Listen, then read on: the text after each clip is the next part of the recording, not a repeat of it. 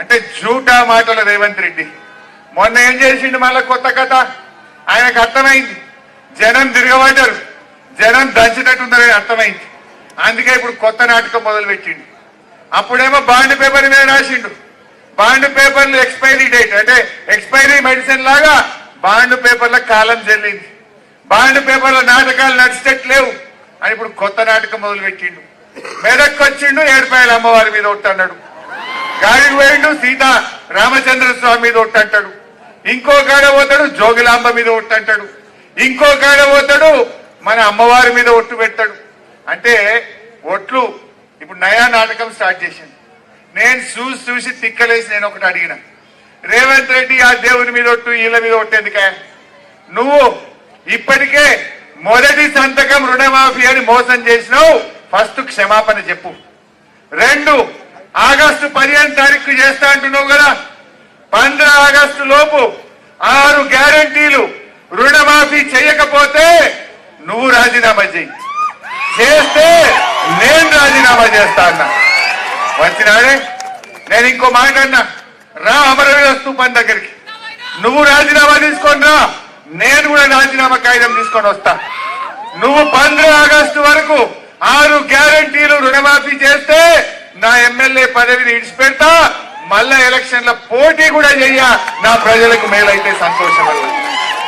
నా పదవి కంటే నా అక్క చెల్లెళ్లకు 2500 వస్తే నాకు సంతోషం. నా ఎమ్మెల్యే పదవి కంటే నా అవ్వ తాతలకు 4000 వస్తే సంతోషం. నా ఎమ్మెల్యే పదవి కంటే మా రైతులకు ఎకరానికి 15,000 వస్తే నేను సంతోషపడతా. నాకు పదవి ముఖ్యం కాదు, ఈ దేవుళ్ళ మీద ఓట్లు పెట్టి డ్రామాలు బంద్ చేయి, రాను అంటే తోక ముడిచిండు తప్ప రాజీనామా చేయడానికి ముందుకు రాలే. వచ్చిందా? ఆలోచించండి, ఒక్కటన్నా చేసిండా ఆలోచించండి. మీరే చెప్పాలి.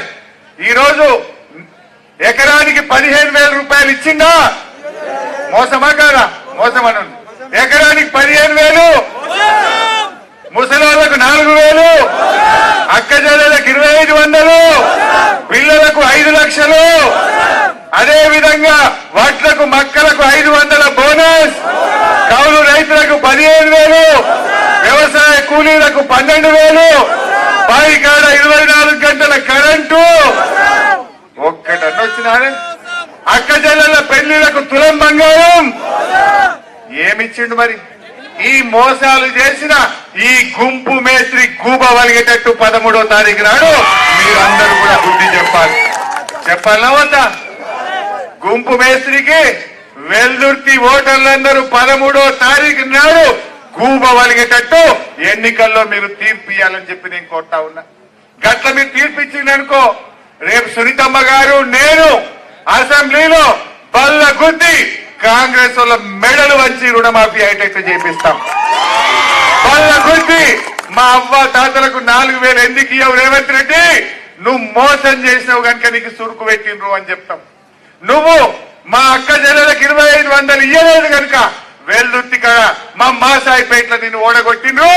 ఇప్పటికైనా కన్ను తెరువు, అయ్యవా నేను కొట్టానా? గా శక్తి నాకు ఇయ్యింది, గా బలం నాకు ఇయ్యాలంటే మీరు కారుకు మన వెంకటరామరెడ్డి గారిని గెలిపియండి. పేగుల దగ్గరదాకా మేము కొట్లాడతాం, పేగుల దగ్గరదాకా కొట్లాడతాం, ఎంత దూరమైనా మీకోసం నిలబడతాం. ఆ రోజు రానే రాదన్న తెలంగాణ తెచ్చుకోలేదా? ఇక మా స్టేషన్ సీన్ ఉన్నాడు, పట్టాల మీద మా మోహన్ రెడ్డి అన్న మేమందరం కూర్చుంటే మమ్మల్ని తీసుకుపోయి మెదక్ జైలు వేసిండ్రు. జైల్లో పడ్డాం, దెబ్బలు తిన్నాం, రైలు పట్టాల మీద 2 రోజులు వండుకుంటే తెలంగాణ వచ్చింది. కొట్లాడి తెచ్చినాం తెలంగాణ. తెలంగాణ వచ్చింది కనుకనే మీ వెల్దుర్తిలా మాసాయిపేట కాడ చెక్ డ్యాములు హల్దీ మీద కడితే ఇవాళ మీకు బంగారమోలే పంట వండలేదావే? చెక్ డ్యాములు లేకపోతే, కాళేశ్వరం నీళ్లు రాకపోతే మీ వెల్దుర్తిలో సగం వరి పొలాలు ఎండునా ఎండకపోవునా? ఒక్కసారి యాడ్ చేయండి. కేసీఆర్ లేకపోతే చెక్ డ్యామ్ అవుతుండేనా? కేసీఆర్ లేకపోతే గీ ఎండాకాలం అరే కలనన్నగాన్నామే, కలలనన్నా ఎండాకాలం పూట గా హల్దీ వాగుల గోదావరి నది మారుతుందని కలగన్నామా మనం? కలగనని పనిని అరే కేసీఆర్ మండు టెండర్ల ఏప్రిల్ నెలలో ఆ గోదావరి తల్లిని తెచ్చి మీ కాళ్ళు గడిగిన కేసీఆర్ ను కాపాడుకోవాలన్నా వద్దా? వీళ్ళు మాయ మాటలు చెప్పిండ్రు. తులం బంగారం ఎక్కువ కలుపుతామని కళ్యాణ లక్ష్మి చెప్పిండు, 4,000 ఇస్తామని. అన్ని అబద్ధాలు అంటే మనం ఆశపడ్డాం. కానీ ఏమైంది? ఆశపడితే మోసం చేసింది కాంగ్రెస్ పార్టీ. కేసీఆర్ గారు ఇవాళ మీరు ఆలోచించండి, మనమేదో ఉద్ధరిస్తారనుకున్నాం, వీళ్ళు ఉద్ధరించలే అని ఉద్ధర మాటలు చెప్తున్నారు, వాయిదాలు చెప్తున్నారు, దేవుళ్ళ మీద ఒట్లు పెట్టి నాటకాలు ఆడుతా ఉన్నారు. వాళ్ళకి తగిన గుణపాఠం చెప్పాలి. నడిమిట్లో బీజేపీ మోపోయింది, వాళ్ళు వస్తున్నారు. వాళ్ళు ఏమైనా చేసినారే? 10 ఏళ్ళు ఢిల్లీలో బీజేపీ ఉన్నది, 10 ఏళ్ళు ఇక్కడ మనం ఉన్నాం. అరే మనం ఏం చేసినామంటే మీరే చెప్తారు. ఆడవిళ్ళ పెళ్లికి 1,00,000 ఇచ్చిండు, దవాఖానకు పోతే కేసీఆర్ కిట్ ఇచ్చి కాన్పు చేసి ఆటో కిరాయి లేకుండా తల్లిని పిల్లని తెచ్చి వెల్లుర్తి కార్డు తెచ్చిపోయింది కేసీఆర్. 2,000 పెన్షన్ ఇచ్చిండు, రైతు బంధు ఇచ్చిండు, రైతు బీమా ఇచ్చిండు, బాయికాడ 24 గంటల కరెంటు ఇచ్చిండు, చెక్ డ్యాములు కట్టిండు, గోదావరి నీళ్లు తెచ్చిండు, అక్క చెల్లెలకు మంచినీళ్ళ తిప్పలు లేకుండా ఇంటింటికి నల్లబెట్టి మంచి నీళ్లు తెచ్చింది మన గులాబీ జెండా, మన కేసీఆర్. మరి బీజేపీ ఏం తెచ్చిండే? 10 ఏళ్ళ బీజేపీ ఏమైనా తెచ్చిందా? వచ్చిండు బీజేపీ లోటేయమని. ఏమైనా చేసినారే బీజేపీ? చేసింది 350 సిలిండర్ను 1,000 రూపాయలు చేసింది. 60 రూపాయలు ఉన్న పెట్రోల్ డీజిల్ 100 రూపాయలు అయితే చేసింది అయ్యా. జీఎస్టీ పెట్టి పాల మీద, పెరుగు మీద, ఉప్పు మీద, పప్పు మీద ప్రతి దాని మీద జీఎస్టీ పెట్టి ధరలైతే పెంచింది అయ్యా బీజేపీ. గరీబోళ్లను, అదానీని, అంబానీని ప్రపంచ కుబేర్లను చేసింది. మా రైతుల్ని మాత్రం పొట్టన పెట్టుకున్నది బీజేపీ. నల్ల చట్టాలు తెచ్చి ఢిల్లీ నడివీధుల్లో 700 మందిని పొట్టన పెట్టుకున్నది బీజేపీ. దానికోసం ఓటేయాల? పేదోన్ని మరింత పేదోన్ని చేసింది, అదానీ అంబానీని మాత్రం ప్రపంచ కుబేర్లు చేసింది. దీనికోసం బీజేపీ కోటేయాలనా?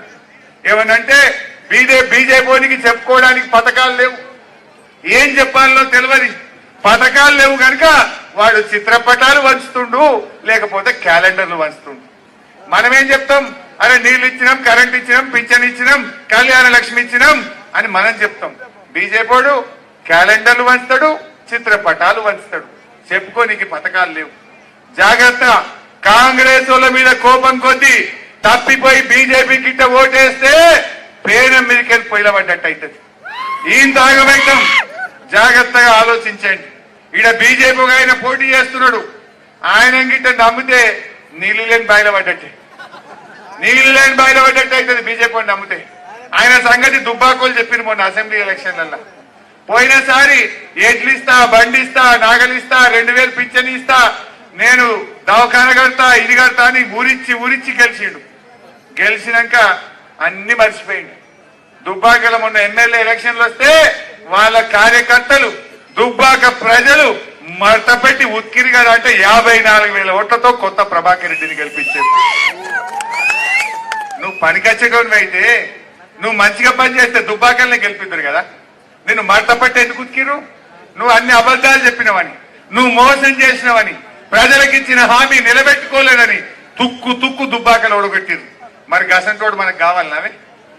అరే మన కలెక్టర్, ది బెస్ట్ కలెక్టర్ గా రాష్ట్రంలో అవార్డు పొందినటువంటి వెంకట్రామరెడ్డి గారు లాంటి ఒక ముత్యం లాంటి మనిషి మనకి ఇలా అభ్యర్థిగా వచ్చినాడు. ఆయన రాత్రింబవళ్ళు పనిచేస్తాడు, రోజుకు 18 గంటలు కష్టపడే వ్యక్తిత్వం ఉన్న వ్యక్తి. నేను మంత్రిగా చాలా దగ్గరగా చూశాను అతన్ని. పేదలకు సాయం చేసే మంచి గుండె ఉన్నవాడు, మంచి మనసు ఉన్నవాడు. కొన్ని సందర్భాల్లో ఒక 2 ఆడపిల్లలు మా దుబ్బాక ప్రాంతంలో చేనేత కార్మికుల పిల్లలు, తల్లిదండ్రి చనిపోతే మేము అనాథలమైనమని ఆయన దగ్గరికి పోయి 2 ఆడపిల్లలు, చిన్న పిల్లలు పోయి దరఖాస్తు పెడితే వాళ్ళ బాధ చూసి కళ్ళల్లో నీళ్లు పెట్టుకొని ఆ పిల్లల్ని తన సొంత పిల్లల్లాగా దత్తత తీసుకొని చదివించి ఉద్యోగం ఇప్పించి ఇలా పిల్లల పెళ్లిళ్లు చేస్తున్నటువంటి ఒక మంచి మనసున్న వ్యక్తి మన వెంకట్రామరెడ్డి. అలాంటి మంచి మనిషి ఎంపీగా ఢిల్లీ నుంచి డబ్బులు తెస్తా, కలెక్టర్ గా నేను నాకున్న శక్తి యుక్తులను ఉపయోగించి ప్రజలకు సేవ చేస్తా అంటుండు. అంతేకాదు తన ట్రస్ట్ ద్వారా ఇక్కడుండే పేద ప్రజల పిల్లలకు ఫీజులు కట్టా, ట్రైనింగ్ ఇప్పిస్తా, నాలాగా ఉద్యోగాలు వచ్చేటట్టు మీకు చేదోడు వాదోడుగా ఉంటా అంటుండు మన వెంకట్రామరెడ్డి గారు. ఇలాంటి మంచి మనిషిని గెలిపించుకుందాం. ఒకడు కులం పేరుతో వస్తున్నాడు, ఒకడు మతం పేరుతో వస్తున్నాడు. కులం కడుపు నింపదు, మతం మన కడుపుకు పెట్టదు. కానీ వెంకట్రామరెడ్డి లాంటి మంచి మనసున్న వాళ్ళు గెలిస్తే ఈ పేదలకు లాభం జరుగుతుంది, ఈ వెల్దుర్తి ప్రాంతానికి మేలు జరుగుతుంది. ప్రశ్నించే గొంతు గెలిస్తే మేము అసెంబ్లీలో కాంగ్రెస్ వాళ్ళ మెడలు వంచి 6 గ్యారెంటీలు అమలు చేపిస్తామని మనం చేస్తాం. ఇప్పుడు మిస్ అయిందనుకో మళ్ళా దొరుకుతారా కాంగ్రెస్ వాళ్ళు? 4.5 ఏళ్ల దాకా దొరకరు కొడుకులు, 4.5 ఏళ్ల దాకా మళ్ళీ దొరకరు. జాగ్రత్త. అందువల్ల దొరకబట్టినప్పుడే అనగబట్టాలి. గూబ గుయ్యమనేటట్టు గుంపు మేస్త్రికి మీరు ఈ ఓటుతో సమాధానం చెప్పాలి. గట్లయితేనే 6 గ్యారెంటీలు అమలవుతాయి. లేకపోతే మళ్ళా లేదంటే ప్రజలకు మోసం జరుగుతుంది. అందువల్ల మీరందరూ కూడా దయచేసి ఆలోచన చేయండి. మీరందరూ మనం వెంకట్రామరెడ్డి గారి కారు గుర్తుకు ఓటేసి మీరందరూ దీవించాలని చెప్పి మీ అందరినీ కూడా నేను పేరు పేరున ప్రార్థిస్తూ జై తెలంగాణ. కారు కేసులు చెయ్యొత్తురే, అనుమానం ఉంటే వద్దు. కారు గుర్తుకే, కారు గుర్తుకే, కారు గుర్తుకే. ఇక్కడికి వచ్చిన తమ్ముళ్ళు చెల్లెళ్ళు జర ఇంటింటికి మీ ఊర్లో ప్రచారం చేయాలి. ఇక్కడ మీరు అర్థమైన విషయాలు మీ ఊర్లో అన్ని ఇళ్లకు గడప గడపకు పోయేటట్టు మీరందరూ కూడా వచ్చే 15 రోజులు కష్టపడండి. వచ్చే 5 ఏళ్లు సునీతమ్మ గారు, వెంకట్రామరెడ్డి గారు, మేమందరం మీకోసం కష్టపడతాం, మీ పక్షాన నిలబడతామని మనవి చేస్తూ జై తెలంగాణ.